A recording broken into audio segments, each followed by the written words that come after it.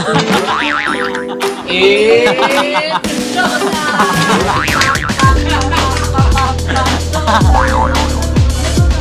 my mga ex-BFF. Magpupunta ng boss dito lang po eh. Bigla siya yung nagtatawa. Sorry guys, playing safe ako. Nandito sila. Magkakaway kasi kami. Yun lang guys, para nasa thumbnail din. Para lang magaligal din.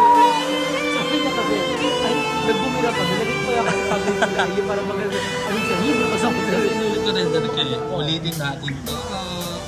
Hi guys! We are back here in Cavite after 5 days. So, nakauwi na ako dito sa Cavite. And now, back to reality na tayo ulit. So, nandito ako umuwi sa bahay para ihatid yung mga labado ko dito kay mama. Kasi nagagalit siya sa akin pag nagpapalaundry ako. Kasi nasisira yung mga damit ko sa laundry kasi nag-fade siya. So, dito ako talaga dumiretso. And alas 4 na ako nakauwi dito sa amin kami ng mga bayot. Kasi nahirapan kami hindi man nahirapan, pero magkakaibang kami ng way. Si Jessica tagatan sa Limol 13, ako sa Gentry, ako si Bebang nagparanyak siya. So, kami ni Limol nag-double stop na lang kami sa Grab. Si Jessica nagsariling Grab sila. Since sila naman ang angat sa buhay. So, ayun, nakauwi na kami. And sila bakla, andon ng mga akla doon sa Palawan. Nagstay sila doon, matagal pa sila.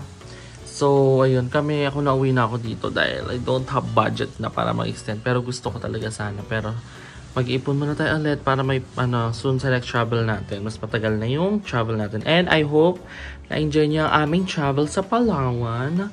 Kasi ako na-enjoy ko siya at sunog na sunog ang katawan ko. And na-miss ko tong kwarto ko. Legit. Ang tagal ko din hindi nakauwi dito. Kailan ba uwi ko dito? Umuwi pala ako dito nung bago magpalawan. So, ayun. Pero nami-miss ko yung kwarto kasi dito talagang favorite spot ko dito sa bahay. Kasi gusto ko ng madilim, dim light, tas tahimik. So, perfect na perfect. So, kanina si mama, tinanong ako ni mama kung gusto ko ba daw magluto siya ng ulam. So, magluto daw siya ng food today, which is ang aking favorite na ginataang manok. So, 1 meal a day nga tayo. So, mas mapapaaga yung kain ko today. Pero okay lang yan kasi luto naman yun ni mama. So, babain natin siya today. Let's go! So, ayan, naglalabada si mama. Hi, mom! Hi! Do you miss me? Yes, of course. Kakauwi ko lang from abroad. I miss Philippines. So, nilaban agad ni mama. Ay, sorry. Nilaban agad ni mama yung mga ginamit ko sa Palawan. Bakit? Kasi maalat yan. Masisira yung damit. Nag-fade nga yung black ko na short. Nag-iba yung color. Tapos, nagluto si mama ng ginataang manok. Ngayon lang ako ulit makakain ng lutong bahay na luto ni mama. Dahil mostly karinderya kami and fast food minsan. So, ayan. So, let's eat. Kumain ka na, ma? So, kain tayo. Okay pa na medyo madami na kainin kasi 12 pa lang naman. So, kung 1 meal a day ako, okay lang na medyo madami tayong kainin kasi matutunaw pa siya, mababurn pa yon. Dahil yun na yung magiging kain natin sa huli. Pero mostly, ang ginagawa ko talaga is 1 cup of rice lang, tapos kulang, papak-papak na lang after nun. So, ganon. Pero ngayon, since favorite ko tong ulam, mukhang mapapadami tayo. And nasira yung diet ko sa Palawan, guys. Legit. Hindi ako nakapag 1 meal a day doon. Parang nakakain ako doon mga twice, 2 beses. Pero, okay na yun. Vacation naman yun. Di ba, ma'am? Unti-unti kainin. Hindi yung dam ko talaga yung tiyan. So, ayun. Piling ko tuloy ito nga ba ako, kaya na-stress ako. Pag nalalagdagan ako ng timbang, nalulungkot ako. Doon ako sabi ko yung ako na kumain. Sabi ng binati, okay na. Pero hindi yung para sa Biggest Loser, guys. Para sa tawag dito para sa pa-premyo, gano'n. Pero kung mananalo ako, alam mo ba pag nanalo ko doon, meron panalo na iPad, sa'yo mabibigay yun. Wow! So, bigay ng mga fairy godmother kasi yung tablet ni mama sira. So, kumakamana. Thank you, Fairy Godmother. Kahit nanalo. Ito ka. Para kita. Saan? Ayun no. Thank you, Fairy Mother. Kahit manalo, hindi. Mayroon pa rin akong iPad. Pag nanalo ako, may iPad. Eh, hindi. Bigyan niyo ako. So, ayan. Yan ang pinaka-main prize. Unang main prize. Tablet, iPad, tsaka yung mic. So, yung iPad, bigay natin kay mama. Ano ba yun?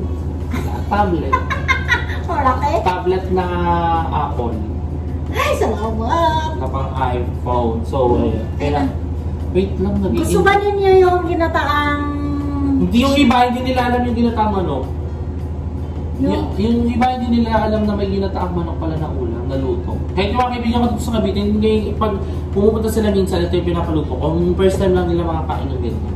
Diyos ko dahil, masarap yan. True. Pag umuwi kayo dito, sabihin nyo gusto ko kayong lutuan ko kayo. Sa mga ano dyan, mga friend ko na ano, BFF ko na Pure Godmother. Ang baho ko, di pa ako naliligo. Hindi talaga.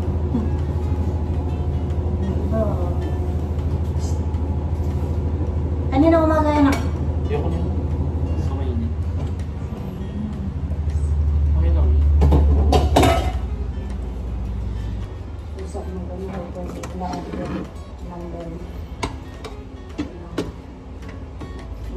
Saan si William pumasok?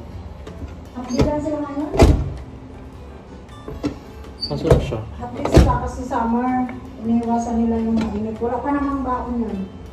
Uwi yun. Kasi kung sinabasan nila, yung sinawala ko si Kuya.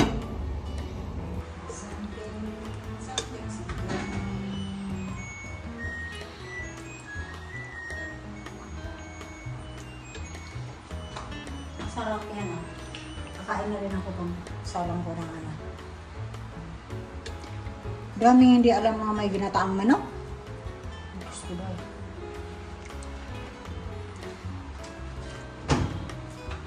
Let's eat! Thank you, Mom.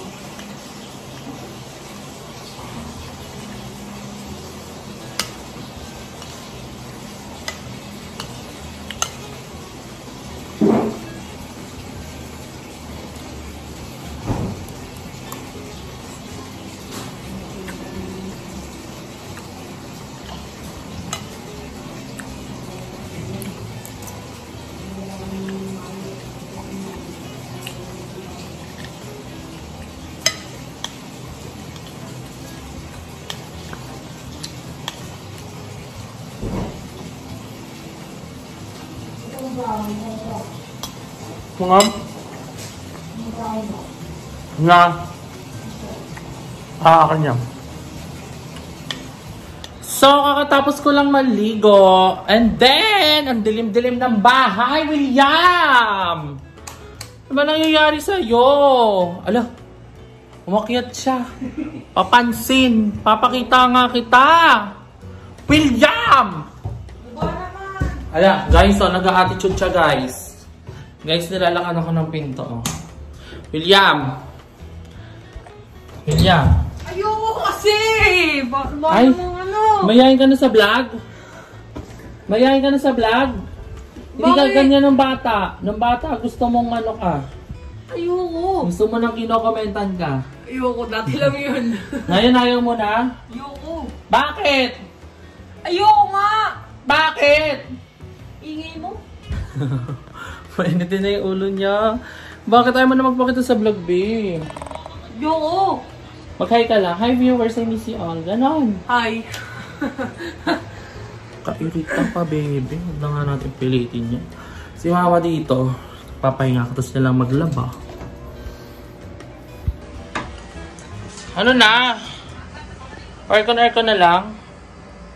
Grabe naman ang pagtingkad ng higaan. Kulay orange, hindi magiging kwek-kwek. Ma, I'm going to BNT House na. Punta na ako BNT House. Punta na ako BNT House. Sige. Layas lang na layas. Sige, ikaw bahala. Malaki ka na. Ganon? Ingat ka doon.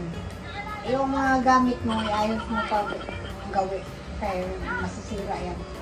Wala naman tao dun eh. Nasa Palawan pa silang lahat. So, ayan. Wala naman akong gamit. So, alis na tayo. Bye, Mom! Bye! Love ya! So, basically, ang tao lang dun sa BNT House ngayon ay si Mother Eternity. And ang BNT na titira lang doon, dalawa lang kami ni Bebang. So, si Bebang muna na Paranaque kasi kukunin niya si Gab-Gab. Hindi ko alam kung papunta na din siya ngayon. And guess what? We have disconnection. Yung nakapagpalawan ka pero di pa palabayin yung mga kuryente, mga tubig. Sinong relate dyan? Babayaran natin yan. Pag may pera. So ngayon, antay ko lang yung tricycle dahil magko-commute lang tayo. Ayok mag-joyride, potok sa paa. So, dadagdag kung wala ako din ng mga gamit para sa BNT house. So, uwi din ako dito siguro after 3 days, 4 days, ganun. Hindi ko pa sure, pero let's see. Uwi ako dito. Kuha ko ulit ng gamit. Di nakasakasya sa bag ko. Dahil meron akong dalang laptop. And then, gusto ko din dalhin yung speaker ko. Kasi nakawala yung speaker ko. So, ang laki nun. Hindi yung kasya sa bag ko. So, ayun lang ating agenda. Hi everyone! So, ngayon, nandito na ako sa BNT house. And it's already 10 PM ata. And, napapansin nyo, parang... Who is this? Charang. Kagising ko lang ngayon. And syempre, napanood nyo naman or alam nyo naman or aware naman kayo na umuwi na kami from Palawan. And then, ang lahat ng mga bayot is, nandun lahat. Andun pa si Joven, Andrew, Aye. Ayun pala, tatlo lang pala silang BNT nandun. And then, Madam Ivan. Sila lang, yung mga nakatira din sa BNT houses, nandun pa sa Palawan. Sila yung walit Jessica kasi, hindi naman kasi yun nakatira dito. So basically, walang tao dito sa BNT house ngayon. Actually, so ako lang mag-isa. And si Bebang kasi sa Paranaque, dumiretso umuwi. So, ako lang mag-isa dito ngayon. Pero kasama ko si Mother Eternity kasi dito siya nag-work ngayon. So, look at my necklace, guys. Kahit wala tayong neck, bumili tayo ng necklace. Ayan. Ganito dapat yung mga gift ko sa lahat ng mga friends ko at ang Cavite. Actually, meron ako mga nakalimutan bilhan ng gift. Na-realize ko lang na nandito ako sa Manila. Pasensya na guys. Nakalimutan ko talaga legit. Nawala sa utak ko. Ang nabili ko lang talagang necklace is 5. Pero hindi ganito yung nabili ko. Napanood nyo naman sa vlog ata ni Joven is heart yung mga binili ko. So, ito binili ko to kasi ang ganda. So, yun. May O lang. Hindi ko alam at may letter O dyan. So, yun. Yun lang guys. So, ako lang magsalita sa BNT house and matagal pa uwi ang mga bayot. Ang alam ko is sa March 26 pa sila uwi. Kasi wala pa talaga silang nabubok na ticket pa uwi dito. So, para makapag-decide pa sila kung hanggang kailan sila dun. So, sana ako naman, hindi na ako sumamag nag-extend doon. Actually, gusto talaga akong mag-extend dahil nila ay pinilit nila. Kaso lang, wala na akong extra budget for that. Kasi medyo mahal yung cost of living doon. Libre naman na yung tutulugan, pero may medyo pricey yung mga pagkain. So, syempre, pagkakain sila, syempre, kaya naman nakatingin lang ako sa kanila kahit na nagda-diet ako. Pero may times, may araw na ginawa ko yun doon nung nasa Palawan kami.